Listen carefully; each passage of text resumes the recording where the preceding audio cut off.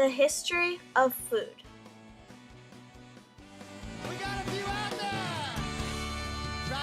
Corn was sacred to the Aztecs.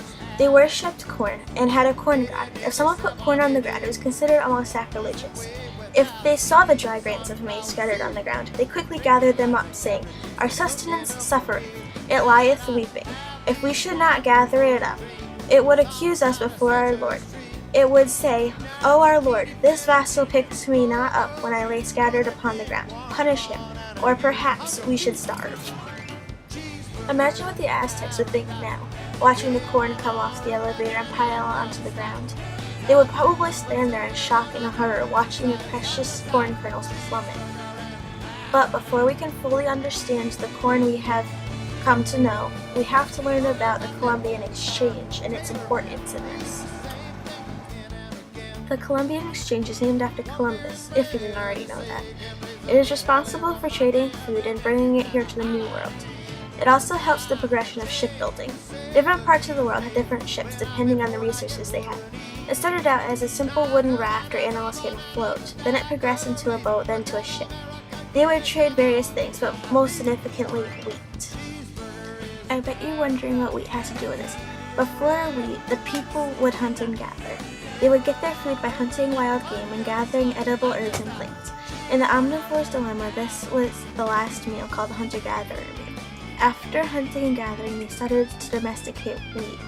Gender roles were prominent.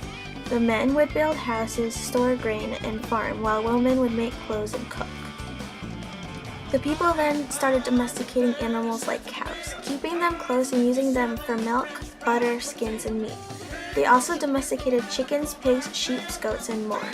They used the chickens for meat and eggs, pigs for meat, and goats for butter, skins, and meat. All these animals ate grass, bringing the grass-fed meal from the Omnivore's Dilemma. It's much healthier to eat than the meat now. The grass-fed meal was made from local foods that do not have barcodes. This meat was fed grass and humanely slaughtered. Now to our day, which brings us back to corn. Cows, chickens, and other edible animals that are kept on a feedlot are fed corn. Feedlots are packed and not a good living space for the animals.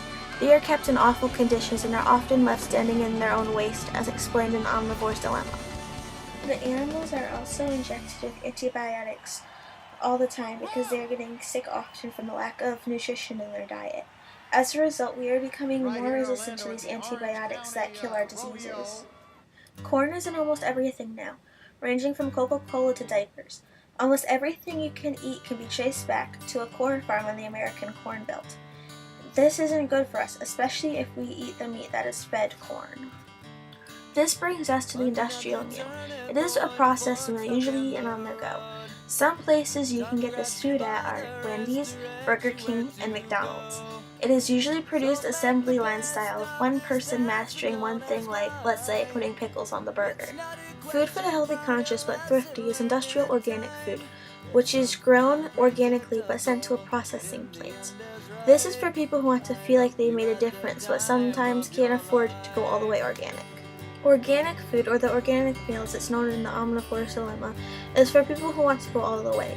They want the animals they are eating to be treated nicely, and they don't want any pesticides on their fruits and vegetables. Also, they want the food to be local. It is becoming increasingly hard to find organic corn in stores. It's mostly from the Monsanto seed company. If it's not specifically labeled organic, then there's a good chance that that is where the corn is coming from. Monsanto was a producer of Agent Orange, so who knows what they put on your food. Do yourself a favor.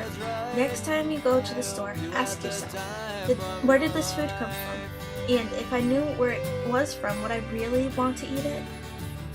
We are now truly a corn nation.